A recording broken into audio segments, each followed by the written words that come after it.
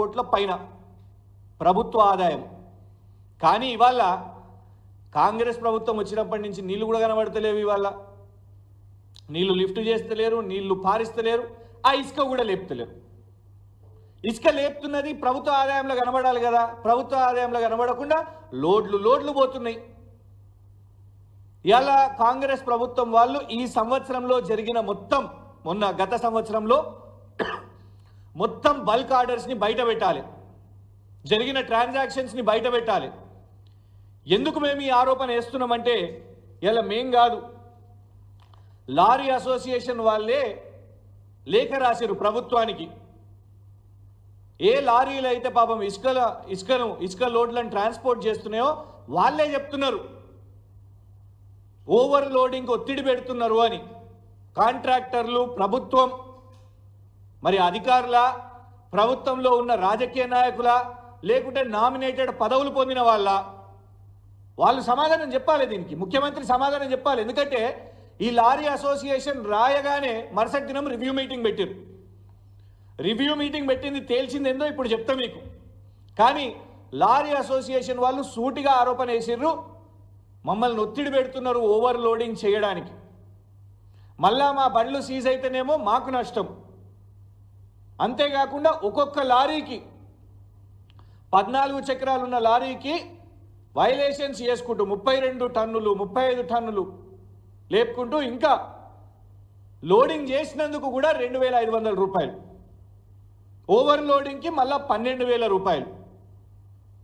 ఇసుక మాఫియా, యనుమల కొండల్ రెడ్డి వాళ్ళ ముఖ్యమంత్రి రేవంత్ రెడ్డి వాళ్ళ అన్న సపోర్ట్తో చేస్తున్న ఇసుక మాఫియా, ఇది లారీ డ్రైవర్లు వాళ్ళు లేఖ రాశారు ప్రభుత్వానికి, దీని మీద ఏం చేస్తున్నారు మీరు ఇది అనేసి.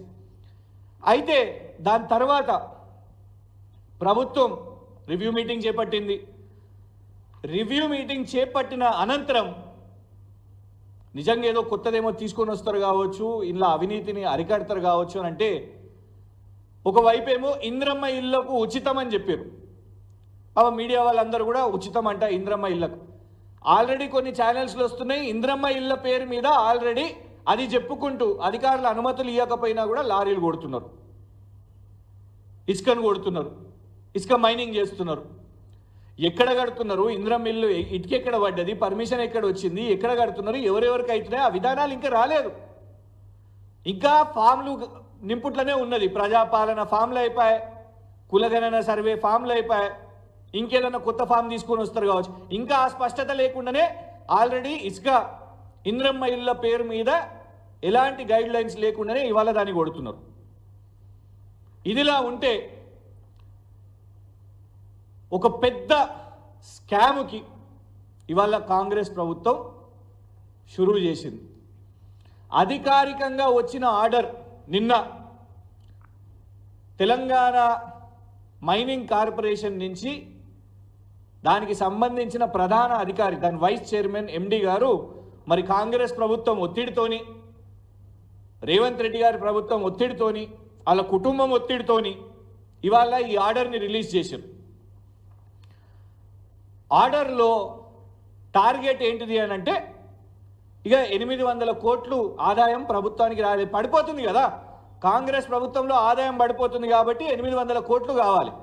దానికోసం గత ప్రభుత్వం 800 కోట్ల ప్రభుత్వ ఆదాయం ఎట్లా రావాలనో దాన్ని చాలా స్పష్టంగా చేశారు. కానీ ఇదే ఆర్డర్లో ఏమని రాసిర్రు అంటే, అందరు అధికారులకు కింద శాండ్ రీచ్ల దగ్గర ఉన్న ప్రతి ఒక్క అధికారికి ఈ ఆర్డర్ పంపించారు. ఇందులో there must be no instances of zero loading vehicles operating at any time of the day. ఏ సమయంలోనైనా జీరోలు కొట్టొద్దు, నంబర్ 1. అంటే ఈ సంవత్సరం అంతా ఇది జరిగింది కాబట్టి అధికారికంగా ఇప్పుడు కార్పొరేషన్ చైర్మన్, వైస్ చైర్మన్ గారు లేచి అధికారులకు రాయడం. No overload of sand will be tolerated moving forward. Overload చేయవద్దు. నంబర్ 2, వే బ్రిడ్జ్లు సక్రమంగా స్టాక్ యార్డ్ నుంచి డిస్పాచ్ అవుతుంటే పని చేయాలి. ఇక 4వ పాయింట్, తెలంగాణ రాష్ట్రంలో మొట్టమొదటిసారిగా ఈ దేశంలో ఎక్కడా లేనటువంటి కేవలం తెలంగాణలో కాంగ్రెస్ ప్రభుత్వం కేంద్ర ప్రభుత్వ పర్యావరణ నిబంధనలకు వ్యతిరేకంగా 24 గంటల ఇసుక మైనింగ్ మొదలు పెట్టబోతున్నది. తమ్ముళ్లకు ఖజానా నిండాలి కాబట్టి 24 గంటల ఇసుక మైనింగ్, అది మెయిన్గా చెప్పేది. వాళ్ళ కార్పొరేషనే ఇవాళ అందరి అధికారులకు ఇప్పటి నుంచి staff shall work in 3 shifts. ఉదయం 7 నుంచి 3 గంటలకు మధ్యాహ్నం వరకు, మధ్యాహ్నం 3 నుంచి 11 వరకు రాత్రి, మళ్ళా రాత్రి 11 నుంచి ఉదయం 7 వరకు. మళ్ళా చెప్తున్నా, పొద్దున ఉదయం 7 నుంచి మధ్యాహ్నం 3 వరకు, మళ్ళా మధ్యాహ్నం 3 నుంచి రాత్రి 11 వరకు, రాత్రి 11 నుంచి ఉదయం 7 గంటల వరకు.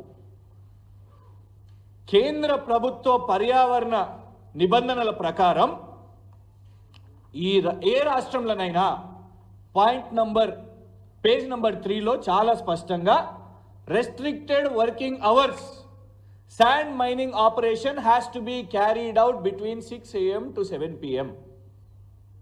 కేవలం ఉదయం 6 నుంచి సాయంత్రం 7 వరకు. తెలంగాణలో అయితే 6 గంటల వరకే స్టాక్ యార్డ్ బంద్. ఎంత క్వాంటిటీ మిగిలింది, ఎంత క్వాంటిటీ తీసుకున్నారు, ఇవాళ వచ్చిన ఆదాయం ఏంటిది అనేది లెక్కలు వచ్చేస్తాయి. 6 గంటలకు తెలంగాణ రాష్ట్రంలో స్టాక్ యార్డ్ బంద్ చేస్తారు.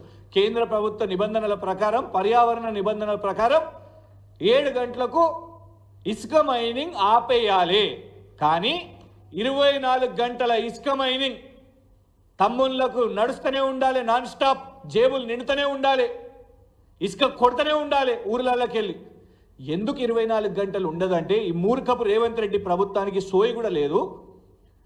రాత్రులల్లా మొత్తం డంపింగ్ అయిపోయిన తర్వాత ఈ హెవీ వెహికల్స్ సిటీలోకి వాళ్ళకు టైమింగ్స్ ఉంటాయి, ఎప్పుడు పడితే అప్పుడు రాలేరు. రాత్రి మొత్తం లోడింగ్ 6 o'clockకి లోడింగ్ అవన్నీ కంప్లీట్ చేసుకొని, లోడింగ్ అయిపోయిన తర్వాత రాత్రి మీరు గమనిస్తే ఇసుక లారీలు రవాణా అవుతాయి.